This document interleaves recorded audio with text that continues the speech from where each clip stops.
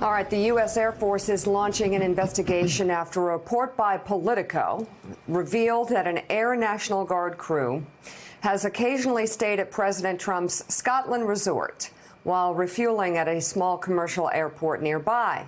Politico reports that the House Oversight Committee sent a letter to the Pentagon in June. According to the letter, the military has spent $11 million on fuel at the Prestwick Airport, the closest airport to Trump Turnberry. Since October 2017, fuel that would be cheaper if purchased at a U.S. military base. Politico reports that the letter also cites a Guardian report that the airport provided cut-rate rooms and free rounds of golf at Turnberry for U.S. military members. Taken together, the incidents raise the possibility that the military has helped keep Trump's Turnberry resort afloat.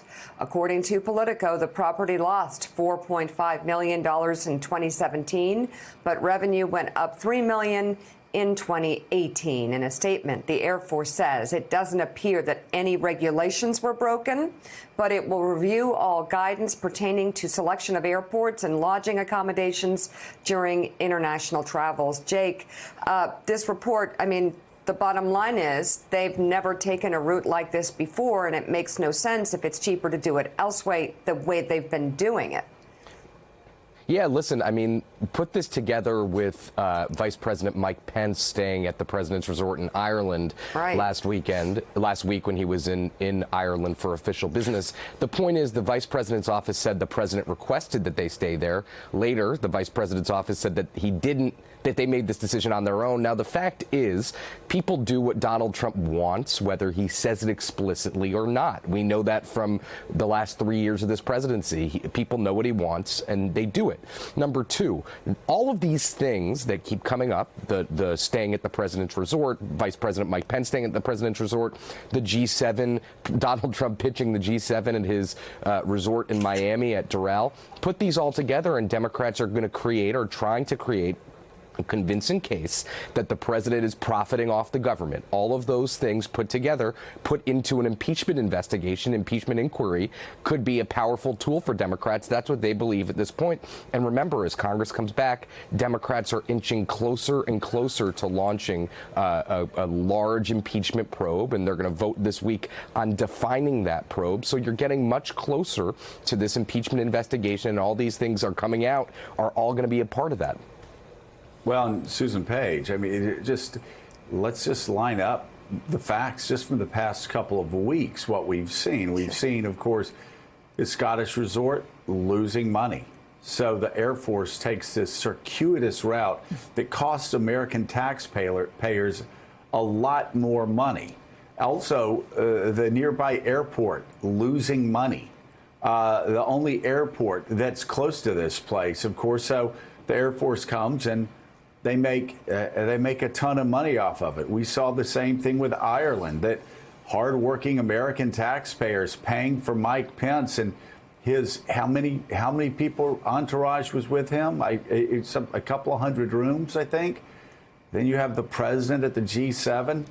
What's he talking about? Taking next year's G7 to his property at Doral. That is losing money, has lost a ton of money over the past couple of years. It wouldn't be very hard for members of the House or the Senate to put together a list of abuses this president's made. Look at the emoluments clause, and they could also look down at the other end of Pennsylvania Avenue and see what happens at Trump Hotel every night. So here's a question that Democrats are considering.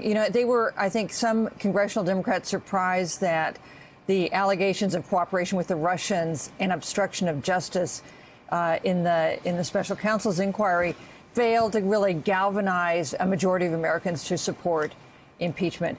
If you take this different tact, which Democrats are now taking, especially in the House, of looking at more familiar forms of official corruption, of things that make an official richer, plus the hush money payments during the campaign. That's another avenue that Democrats are increasingly going down. Does that persuade public opinion in a way that the Russia investigation does not? It does go to the heart of one of the strongest points that Donald Trump made during the 2016 campaign, and that was those chants of drain the swamp. Because I think when Americans look at some of these actions that have benefited the president and his family and his business, that looks pretty swampy to them. Yeah, and the swamp levels, Mika, just keep rising. And you can look, of course, at these specifics. You can look at, again, what we've seen over the past couple of weeks, whether it's Ireland, his resort in Ireland, or his resort in Scotland, whether it's the Trump Hotel, whether it's Doral. Again, all of these things losing money, or most of them losing money. And you can add it up. And also, again, look at the foreign policy. It goes back to how you can explain everything in his foreign policy, or just about everything, as it pertains to money, whether it's Russia and his son saying that before in the White House they got most of their money from Russian investors, or, my gosh, Saudi Arabia. Why does he have such a close relationship with Saudi Arabia when the rest of the world has turned away from Saudi Arabia? And the answer is very clear. Not only did they put on that outrageous display for him when he visited Saudi Arabia, but also Donald Trump bragged. He bragged in the 2016 campaign that the Saudis had given him hundreds of millions of dollars. So it all comes back to money. And in these cases, it's causing the taxpayers, it's causing hardworking Americans who are struggling to make ends meet every month.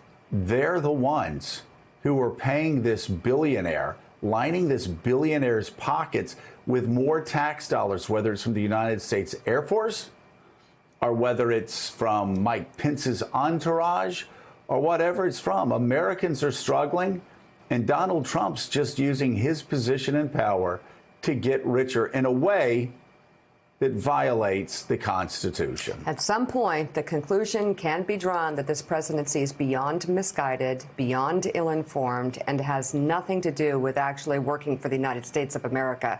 At some point, we might get there. Still ahead on Morning Joe, Republican presidential candidate Mark Sanford joins the conversation why he's challenging Donald Trump for the party's nomination. Plus, new polling on the Democrat side, how Joe Biden stacks up against his closest rivals. It's getting tight. Yeah, and is the Trump administration slow-walking aid to Ukraine for political purposes? Interesting. A lot of coincidences there. We'll have that story ahead on Morning Joe. Thanks for checking out MSNBC on YouTube, and make sure you subscribe to stay up to date on the day's biggest stories. And you can click on any of the videos around us to watch more from Morning Joe and MSNBC. Thanks so much for watching.